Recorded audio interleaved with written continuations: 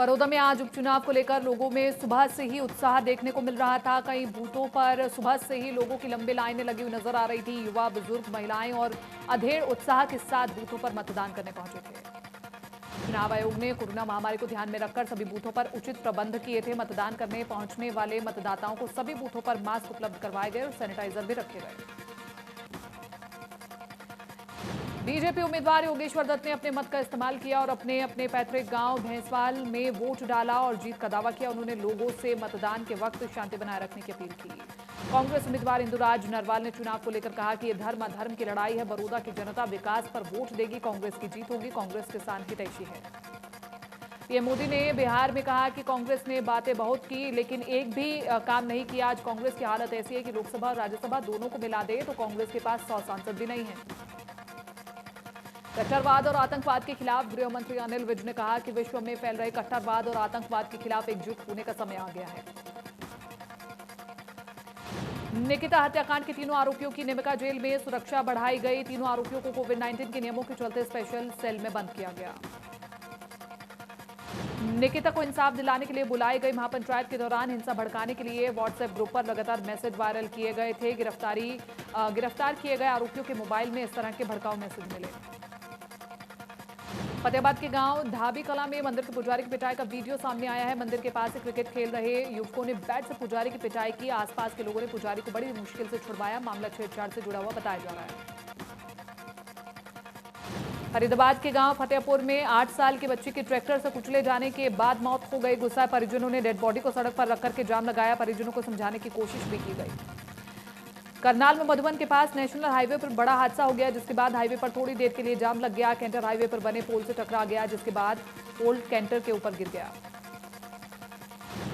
झज्जर में बाल सुधार से भागे 3 नाबालिग, पुलिस ने 2 की गिरफ्तारी होने की पुष्टि। बदमाशों ने मछरौली बैंक में की थी 8,71,000 की डकैती।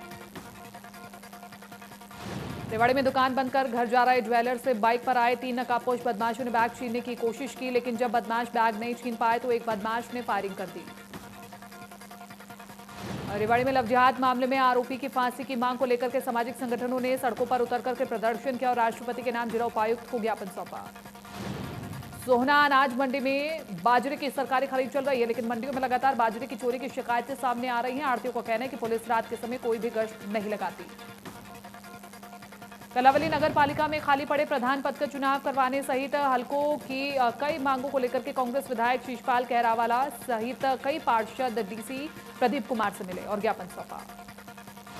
सिरसा में कटाई के बाद फसलों के बचे हुए अवशेष न जलाने के प्रति किसानों को जागरूक करने के लिए कृषि और किसान कल्याण विभाग द्वारा उपायुक्त ने जागरूकता प्रचार वाहन को हरी झंडी दिखाकर के रवाना किया। कैथल के गांव फर्श माजरा निवासी किसान ने पराली प्रबंधन को कारोबार का रूप दिया और महज 1 साल में 2 करोड़ रुपए की कमाई कर डाली, जिससे दूसरे किसानों को भी प्रेरणा मिली।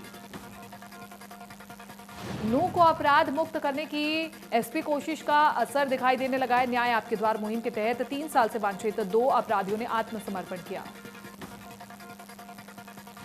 पानीपत शुगर मिल में गन्ना पिराई सत्र 2020-21 का शुभारंभ सहकारिता मंत्री बनवारी लाल ने किया। मिल के शुभारंभ से पहले मिल में हवन यज्ञ का आयोजन किया गया, जिसमें मंत्री के साथ पानीपत शहरी और ग्रामीण विधायक सहित सभी अधिकारी मौजूद रहे।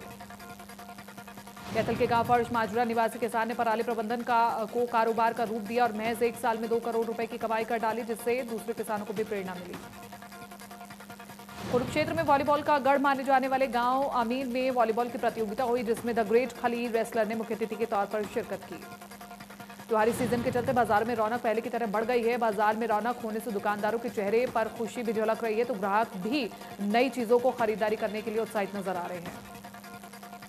पलवल के वार्ड नंबर 11 रामनगर में अमृत योजना के तहत चल रहे शिविर और सड़क निर्माण कार्य को लेकर के वार्ड वासियों ने अनियमितताओं को लेकर के ठेकेदार और वार्ड पार्षद पर आरोप लगाए। हरियाणा में कोरोना मरीजों का आंकड़ा बढ़कर के हुआ 1,68,000 के पार। पिछले 24 घंटे में मिले 1,566 नए मरीज और 15 की मौत। एक्टिव केस 12,634 से ज्यादा।